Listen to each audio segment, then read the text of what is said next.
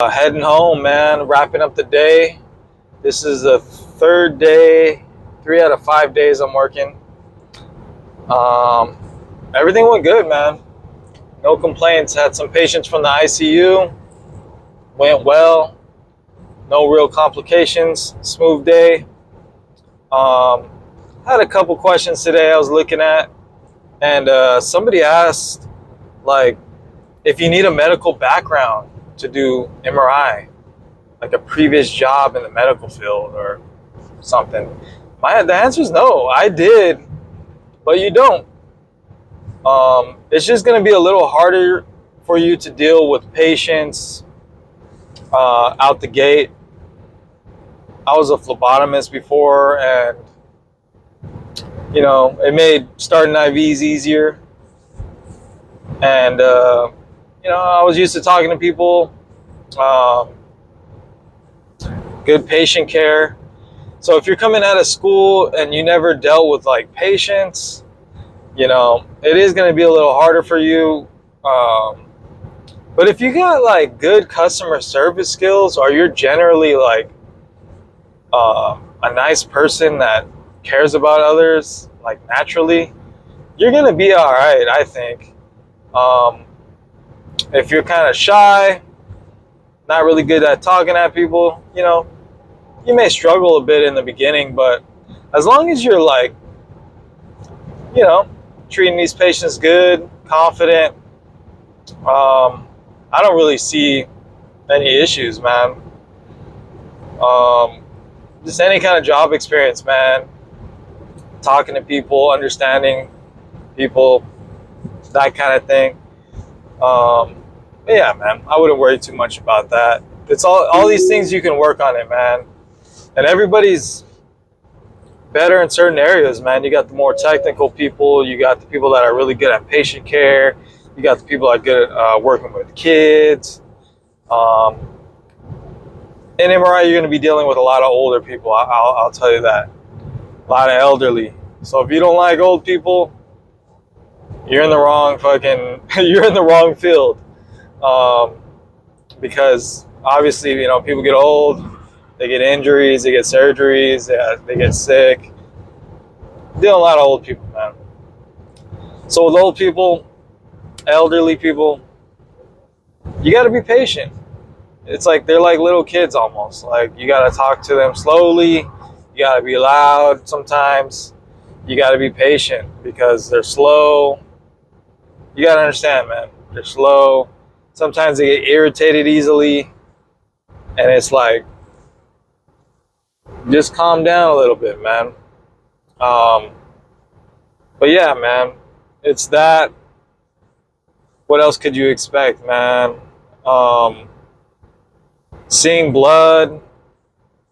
Obviously, you're starting IVs, but you might see some open wounds. You might see some necrotic toes or feet, something like that. You're going to smell all kind of things. I ain't gonna lie. You're going to smell the funkiest of the funk, especially in a hospital. Some new smells that you never smelled before. I'm telling you. Some crazy shit. But that's in the hospital. And, with all these things, you get used to it. Some people prefer the outpatient. And, those patients are typically walking and, in a little bit better of a mood than these hospital patients are pretty ill. But yeah, man, I would say if you got no experience, just think about those things. And you're going to take some classes about patient care, how to do that, explaining the exam. These are all skills that sometimes don't come naturally, you know what I mean? Because I know when I was in high school, I got my first job, it was hard for me to just help customers, when I was working in a grocery store, because when you're a little kid, your parents tell you not to talk to strangers, and you start to grow up, and now you're in a store full of strangers, and you're talking to everybody, and you gotta ask them like, hey, do you need help, or da da da. You know, you gotta. Now, I feel like I can talk to anybody. I can hold a conversation, creating that small talk. That's another thing. Another skill that I think is really powerful in the medical field is making people feel comfortable.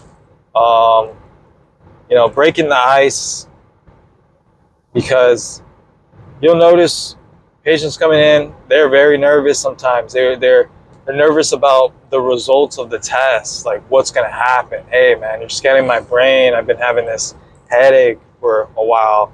What is the outcome? I'm here. I'm in this cold room. I got to go into this tunnel. It's loud. You're going to have to poke me with a needle and give me contrast. There's all these things running in their head. What is the outcome?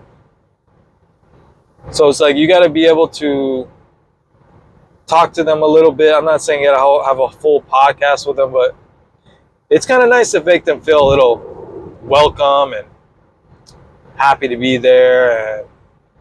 And simple things, man. You can, like, I always like to be like, oh, you know, you can ask them, so are you around? Are you from like around this area? Were you born here? Do you have any pets? You know, you just kind of start it there, and you'll be surprised. People love to like talk about themselves. Most people, and you know, you can be like, oh, do you have any kids? What did you used to do for work? Stuff like that. A little small talk, and then they start naming things. Oh, I worked at wherever. I used to work at Blockbuster. Like, you hear random stories, you know, and be like, oh, Blockbuster. I used to go to rent movies. Where is that? Oh, it was in LA. And oh, I used to live around there. And then you make this whole connection. They're happy. They're like, oh, this guy's a normal person. I can trust them. You know, sometimes you can add a little light jokes in there, but be careful with the jokes. Keep it professional. But you'll know when. But just giving them that full experience, you know, feeling like family coming in, or a good friend. Because also when you work at an outpatient center, you be seeing the same people coming back for checkups, routine this, doing that. So like, I remember when I was an outpatient, I had a lot of people that would come in to request me to scan them, and they remember me, and I'm like, I know these are their whole little backstories and stuff like that. So that's pretty cool, man. That's something that I miss about the outpatient, you know, that you really get an impact, put an impact on people's lives in a positive way. You know what I mean? But yeah, man, just don't feel discouraged if you don't have any background in the medical field. Just these are a few things I'm just telling you, like, you'll run into. And also, it's like, if you get caught up on rushing, like, oh, I gotta hurry up, I have to get this patient in there. And they're like, all right, come on in, sit there, lay down. Okay, it's gonna be 10 minutes. Okay, just sit down. And you're just rushing somebody like that. There's a lot of different kind of personalities, man. You do that, some people, that freaks them out, you know? They have anxiety, you know, you're rushing them. Hold on, what? Okay, lay there. You have to go. You gotta, like, I've seen techs do that type of thing, and it's just like, that's terrible. Imagine you going somewhere, you know, you're going to your doctor visit, and your doctor's talking to you like that, rushing you. Okay, sit down right here. We're gonna do this. We're gonna take this, and you're just like, wait, hold on, I have a question, and they're just rushing you. Nah, man, that's not cool. And you know, some of these people are paying good amount of money for this MRI too, and it's like,